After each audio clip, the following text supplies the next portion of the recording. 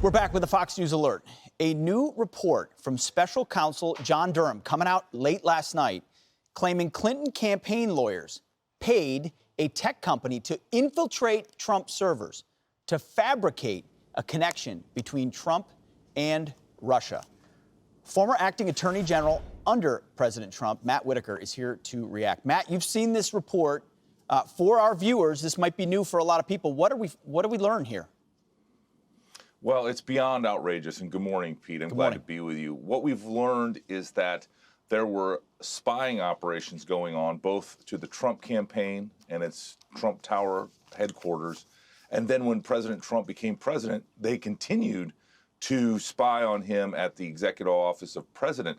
And the question it raises for me, Pete, is why was the federal government not defensively briefing President Trump and his team and the campaign as to this domestic spying operation that was being conducted by the Clinton campaign? And the reason is, it appears that they were complicit in wanting that information, wanting that the link between Trump and the Russia government, and that just does not exist, and it never did exist.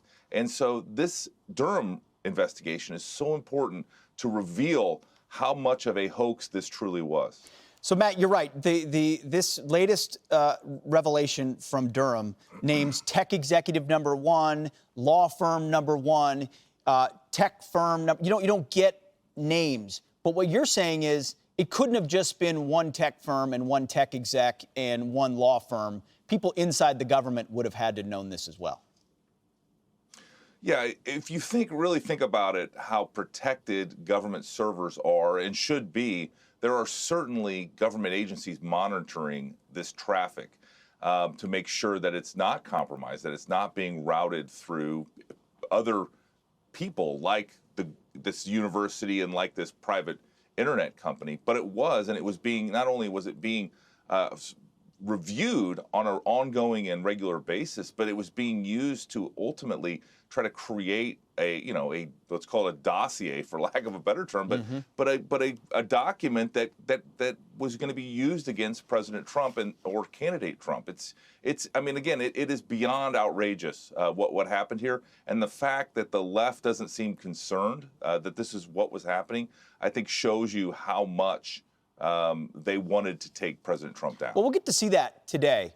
As we pointed out at the beginning of the show, entire movies, books written about Watergate and the Washington Post's involvement in digging. Does the Washington Post cover this? Does CNN cover this? Is there any interest by any of the legacy media to get to the truth of the fact that a duly elected U.S. president was spied on? That's an intentional term by a political candidate and other levels of government. Yeah, and that is exactly what it is. And remember, the Attorney General at the time said that Trump had been spied on, and everybody dismissed that as hyperbole. That is exactly what happened here. We have to make sure it never happens again, but it is also extraordinary how successful President Trump was and how he fought through all of this to ultimately make a significant consequence in the arc of American history to the positive.